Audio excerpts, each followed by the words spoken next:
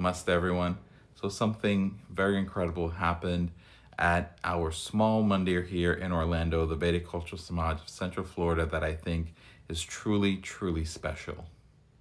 But first, I want to introduce you to Divya, an advocate and someone who has become a part of our Mandir family, who happens to be deaf and has low vision. She has dedicated much of her life helping create a world where people of different abilities are seen, valued, included, and empowered. On Sunday, Divya participated in and conducted a full Vedic Havan yajna.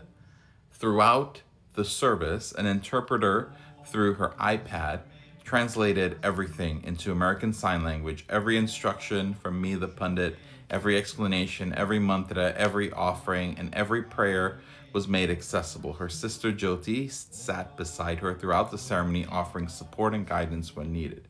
As I watched, I found myself reflecting on something much bigger than a single Havan. It was about accessibility, it was about inclusion, and I was thinking about what becomes possible when a community decides that everyone deserves an opportunity to connect with the divine. And it reminded me of a truth we sometimes forget, and that is Dharma belongs to everyone, not just who can easily access it, not just those who learn, communicate, and experience the world in the same way, not just to those who fit neatly into the systems we have created. Dharma belongs to every single sincere seeker. One of the beautiful teachings of Dharma is that we are called to look beyond the external, beyond appearance, beyond status, beyond labels, beyond the many things that often divide us. We are reminded that every soul is on a journey. Every soul is seeking growth. Every soul is worthy of dignity, and every soul is worthy of compassion. And when we truly begin to see the divine presence within all beings, our perspective changes. We become less focused on differences and more focused on how we can serve, uplift, and support one another.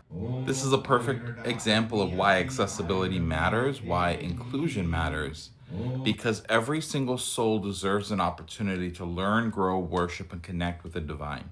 After the service, Divya shared a message that deeply touched my heart. Namaste, everybody. Namaste. I want to give you my overwhelming joy and thankfulness for everybody who has joined here with me today to celebrate me. I feel like I've just been showered with love, flowers, blessings, so many lights on me. I feel so happy. And I think that this path of my life, who I am, of advocacy, support, helping my deafblind community, or other friends and family who are all joined on this path here with me, sharing this perspective with me here together. So thank you, everybody. Okay. I also want to say thank you to Pandit Neall ji for your just overwhelming openness. I feel like this place has been so open. The doors, the windows are open. When I first met you last year, I felt a little nervous, to be honest. I felt like maybe I was going to be left out, like how I've been in some of the other mandirs I've been to. But you've been welcoming to me, my interpreters, my experiences, this Samaj culture community here. I have been so impressed, and I feel so connected here. I feel like this is the gateway of what God wants in our world here. And so I feel like I have just been able to really shine here and give, my experiences, my opportunities. And I feel like it's so accessible with anybody with any kind of ability. And I feel like this Vedic cultural Samaj, the way that they express Dharma, and showing that a flower should be opening. We should all try to open up our flowers inside, the light inside, giving these 5 pinnacles of what the world should be: health, soul enrichment, happiness, and just guiding into this sort of pathway of what people who have different abilities and people who maybe are, not so different, animals, just everything all into one, and making this world and God happy and healthy. I just wanted to give like a little prayer for my grandmother. She died earlier this year. She passed away earlier this year. So I just want to give a quick little honor to her love, her teachings, her wisdom. My nanima, she always taught these things to me every day into my heart. And I feel like from a foundation, I carry those things with me. And I think about my nanima, my nanaji every day. They're part of, from a little child, who I am, even though they couldn't communicate with me without sign language. It doesn't matter. We acted things. We, taught about Ram and Krishna and everything. So I feel like that Hindu world kind of started with them. And so I just wanted to say thank you to their memories. For me, Hinduism is part of who I am, part of my soul, part of my spirit. So thank you, everybody, for being here and allowing me to be a part of this community. Thank you especially to Sherry Shaw, Emily, and Theo, who have taken time to drive out here and spend time with me. Thank you for all of you who have been with me since a long, long time. My parents, my siblings, who are always there and supporting me and giving me strength, encouraging me to be who I am, this path on my life. So thank you to everybody again. Namaste. She spoke about how meaningful it was to finally experience this level of accessibility and inclusion within a mandir. As I listened to her words, I couldn't help but wonder how many others are out there like Divya. How many people want to attend a mandir but feel barriers standing in their way? How many people want to learn, want to participate, want to serve, want to simply pray, want to connect with God, but feel that the path is more difficult than it needs to be? The reality is that many of us have never had to think about these things.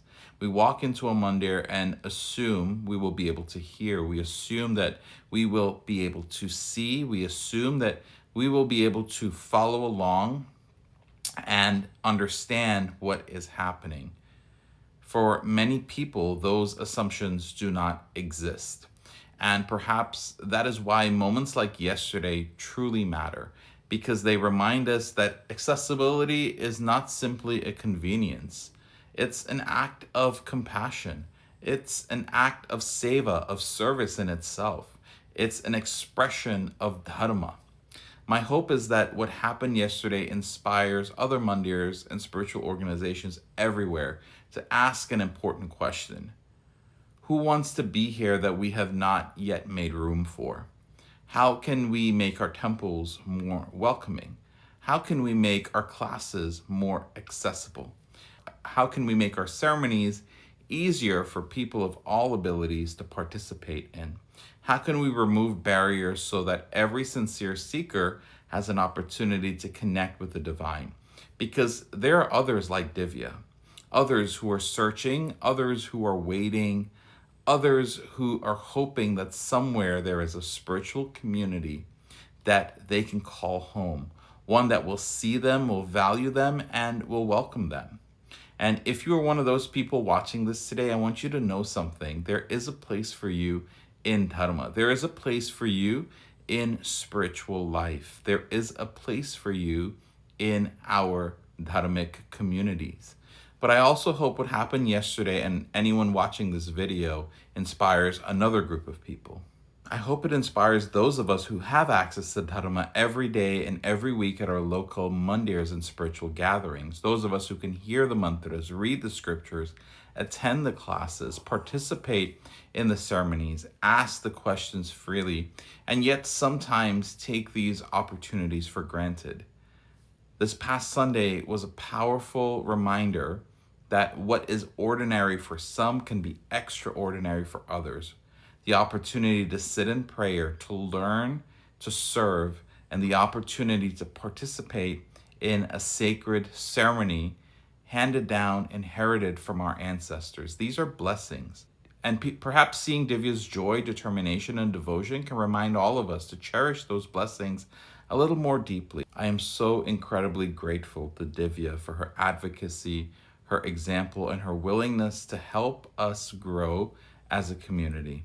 I am grateful for her family, for her interpreters, and everyone who has helped make this possible. And I pray that this is only the beginning.